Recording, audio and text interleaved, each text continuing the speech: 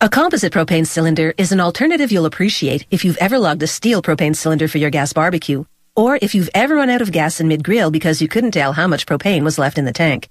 Composite material is 30% lighter than steel and see-through. Composite propane cylinders are made of transparent fiberglass encased within a plastic housing. Propane, a liquid under pressure, expands as temperature increases. So, as a safety feature, the cylinder valve is equipped with an overfill prevention device, a valve shutoff that kicks in when you've filled 80% of the cylinder. This ensures ample room for the propane to expand. Fiberglass is actual glass that's been drawn into thin fibers, then woven into fabric, or in this case, yarn. It's the ideal material for a gas cylinder because it's strong, lightweight, rust-proof, and non-flammable.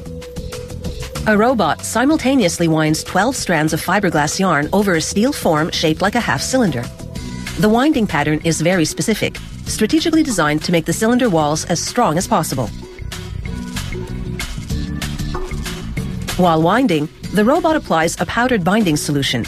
This immobilizes the strands so that the shape won't collapse when the robot later lifts it off the form. The winding process takes about 45 seconds and produces what's called a preform. The robot transfers the preform over to the next machine, a molding press. It injects liquid plastic at high pressure, impregnating the fiberglass. Then it heats the preform for 10 minutes to cure the plastic. What comes out of the molding press is a fully formed fiberglass half cylinder. The top half cylinder needs to be prepped for the valve. First, an automated drill bores a hole. Then workers apply caulking around a valve fitting, set the fitting on an assembly fixture, position the hole over it, then press the fitting into the fiberglass.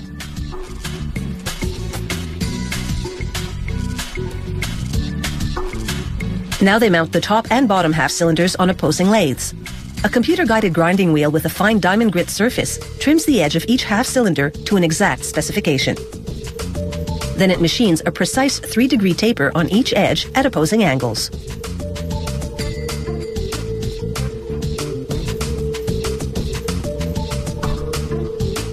Next, an automated nozzle applies adhesive onto the tapered edges. Then the lathes move toward each other, mating the halves. The tapered edges slot together in a tight fit. After the adhesive cures, nearly 2 hours later, this is a solid, inseparable cylinder, which, as per the certification label, conforms to the standards required by government regulators. Every single cylinder this factory produces undergoes safety tests. This one, in a pressurized chamber, ensures the cylinder can hold the required amount of pressure. This submersion test ensures the cylinder is gas tight. If bubbles appear in the water, it means there's a leak. After a cylinder passes testing, workers install the valve, which is already connected to the overfill prevention device.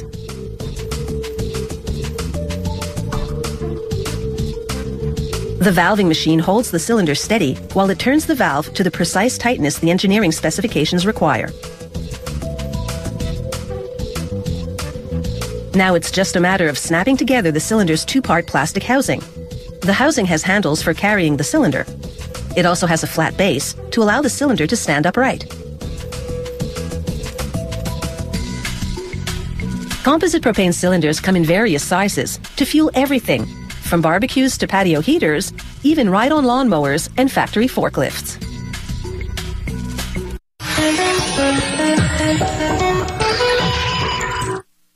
Salsa is a staple of Mexican and Southwestern cuisine, a spicy tomato-based condiment people typically enjoy as a topping on tacos or dip for tortilla chips. Recipes vary, as does the kick factor, from mild to extra hot. Salsa is the Spanish word for sauce. This American company produces 9 different flavors, from regular to roasted garlic to pineapple mango. All flavors begin with fresh tomatoes, delivered daily to the factory. Workers inspect them carefully and remove any stems, leaves, and unripe or imperfect tomatoes. Other workers, meanwhile, cut the stems off cilantro, a leafy herb that acts as a major flavor enhancer. They wash the cilantro in a tank of ice-cold water, then transfer it to another cold water tank for a second wash, and then to another tank for a third wash, then a fourth and final wash, this one in a machine with food-safe vegetable sanitizer containing bacteria-killing hydrogen peroxide. Then they dry the wet cilantro in a giant salad spinner. In another area, they prep the onions, peeling the skin and slicing off the ends. They rinse the onions with water and the same sanitizer they used on the cilantro. Ditto with the tomatoes. This industrial-strength dicing machine chops up all the produce ingredients. It has interchangeable blades to adjust for different-sized cuts. First through the dicer, the tomatoes. They enter whole and exit in pieces about 1 centimeter big.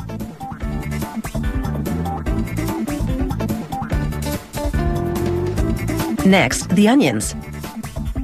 The dicer chops them into pieces roughly 0.5 centimeter in size. Meanwhile, the cilantro goes into a cutter, which chops it into fine pieces.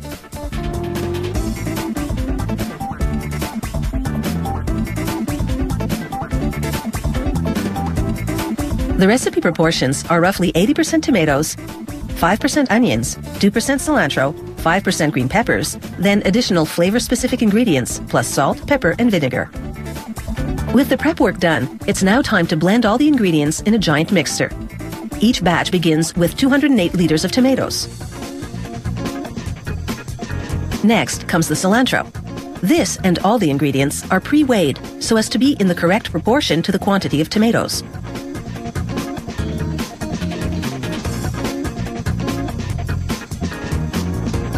The onions are next. This particular batch of salsa is garlic artichoke flavor, hence the next ingredient, diced artichokes. Now the combined liquid ingredients, lemon juice, lime juice, and white vinegar. Followed by the combined dry ingredients, salt, pepper, dried celery, and garlic powder. A final high-speed 5-minute mix ensures everything is thoroughly blended and ready for packaging. The finished salsa goes into vats. From there, at packaging time, a pumping system moves it to the automated filling machine, whose nozzles squirt the required quantity of salsa into plastic containers. The machine then seals each container with a plastic safety film and presses on a cover. This is what the packaging process looks like in slow motion. It actually moves at about twice this speed. The filled containers now pass through a combination X-ray metal detector. On the off chance a foreign object fell into the salsa during production, the machine flags the affected container and triggers an automated arm to eject it from the production line. This standard food safety precaution ensures that every single container proceeding to labeling and then onto store shelves is A-Olay.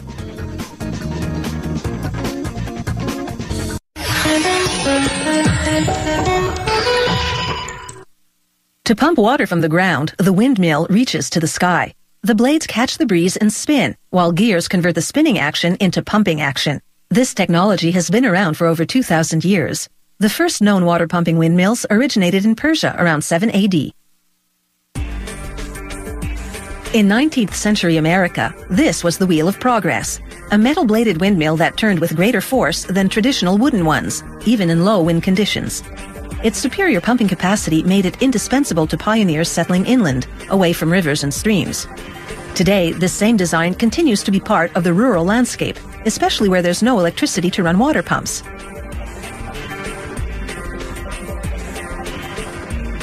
Production begins with a 100-ton punch press. Once activated, it cuts triangular shapes from galvanized steel sheets, each with a slot in the center. Each cutout will be a windmill sail. They'll need 18 for each wind wheel. Once stacked, they transfer the sail shapes to a rolling station. The roller curls the steel to an exact curvature, producing a slightly bowed shape, which will efficiently capture the wind. Next, a worker wraps a metal rib around each sail. He taps the sides until it fits snugly to the sail.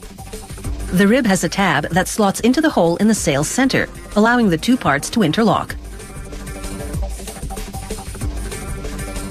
Bands fit through the ribs to assemble the sails in groups of 3. Next, a worker slides a metal loop over the guide wheel and drives the ends into holes in the gearbox using a sledgehammer. He rivets the ends to the gearbox so that they're solidly ensconced. Next, he inserts the windwheel hub and shaft into the main frame of the gearbox. He taps it to nudge it tightly into place. He then grinds the brake lever to shape it to the brake mechanism on the hub. This braking system is critical. It will stop the windwheel from spinning out of control in high winds. He spins the hub and activates the brake several times to confirm that his machining is dead on and that the brake system works perfectly. If it doesn't, he makes adjustments. Next, using a very toothy circular cutter, he carves grooves into steel blanks to shape the gears. The difference is quite obvious.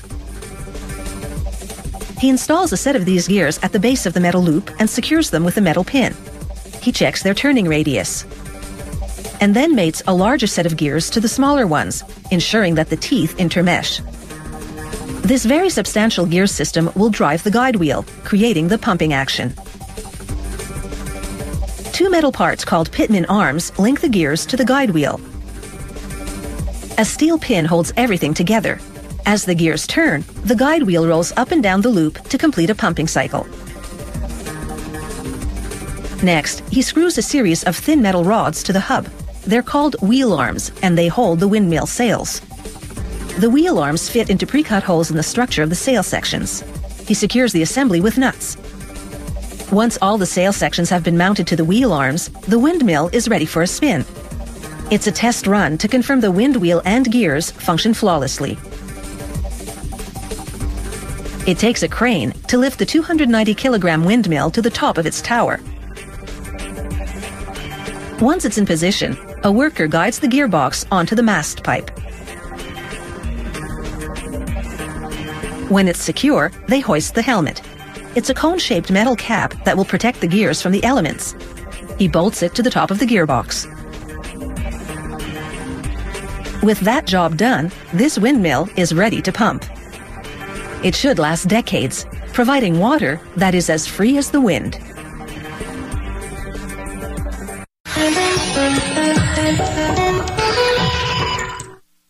Dragsters roar out of the starting line in a cloud of smoke, and then it's a blur. Traveling at speeds of up to 515 kilometers an hour, these hot rods rip through a 400-meter racetrack in less than 4 seconds. It's why they need parachutes to slow down and come in for a safe landing. Blink a couple of times and the race is over. Packing an incredible 8,000 horsepower, a dragster is at least 50 times more powerful than a subcompact car.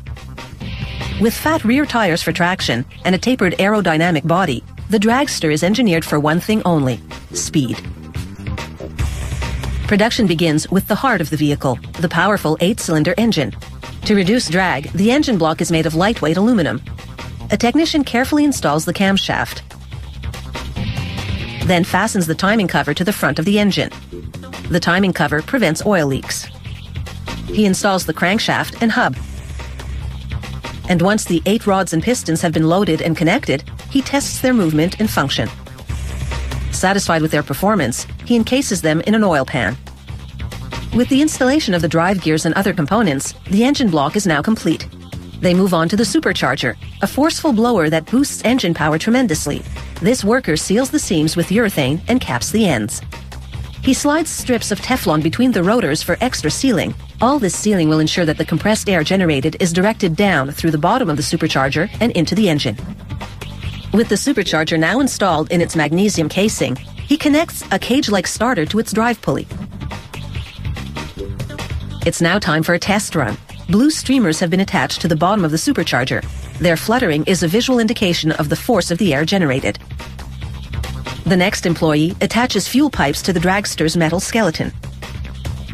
They install the engine and the high-tech clutch. This racing clutch is equipped with 5 discs to transfer power from the engine directly to the wheels. Between every run, the dragster engine will be completely rebuilt. The rebuild should take just 22 minutes, so the team at the factory is on the clock to prove it can be done. The technician torques the cylinders to the engine block. He installs the fuel distribution system and connects the hoses to the cylinder heads. Dragsters run on nitromethane, known as top fuel in the sport. It delivers more power per stroke. Still on the clock, the crew transfers the supercharger to the engine and connects it to the intake manifold.